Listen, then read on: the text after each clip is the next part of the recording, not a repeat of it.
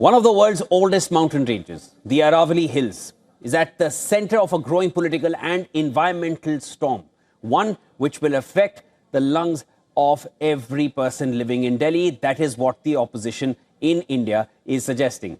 But the Supreme Court of India has approved a change in how these hills, the Aravali Hills, are officially going to be defined. The definition is what comes now.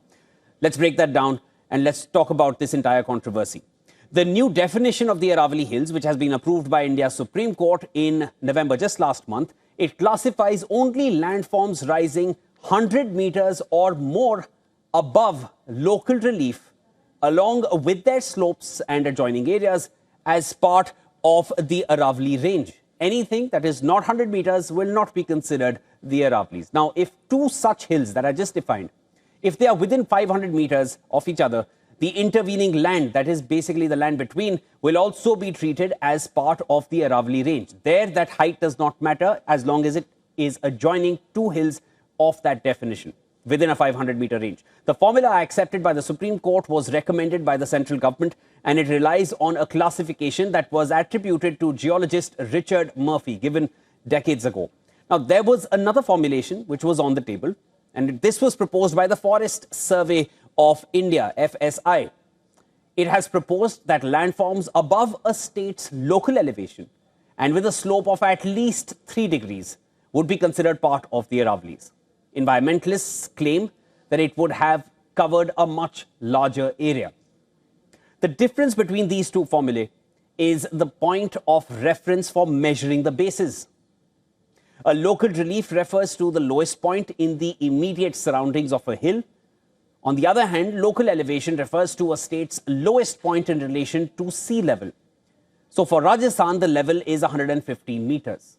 Those protesting this definition claim that the FSI formula would cover over 40,000 square kilometers in 15 districts of Rajasthan, but the 100-meter definition would exclude nearly 99% of the hills.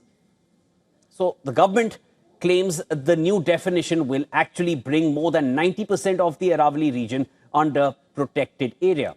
Now, there are also concerns that setting elevation as the criteria for protection would exclude lower hills and hillocks from legal protection, opening it all up for mining. That is the charge, and that leads to the controversy. But Union Environment Minister Bhupendra Yadav gave an interview, and there he clarified that the area between hills, including the base and the surroundings, they are all covered under the formula. Allegations say that, as per the allegations, the new definition will lead to more mining in the hill, and that is already battered by decades of legal and illegal mining. And of course, more mining means more pollution. Aravalis, for the most part, are considered the lungs of Delhi. Now, the centre has also rejected these claims, saying that mining would be permissible in only 0.19% of Aravali area. No new mining leases are going to be given without a proper study. But even that is a big number, even that 0.19%. Over 273 square kilometers, which is bigger than most tier 2 cities in India. Another concern is the effect of the increased mining on the air quality, which I briefly spoke about just earlier. This is going to affect the national capital region directly, not just Delhi, the entire NCR. In response, Bhupendra Yadav, Environment Minister, pointed out that mining is not allowed in Delhi or neighboring cities. Now, the Supreme Court's directions include absolute bans on mining in core or inviolate areas. Inviolate areas are essentially ecologically sensitive zones, such as protected areas like tiger reserves, eco-sensitive zones, wetlands, plantation sites under the compensatory afforestation fund management and planning authority.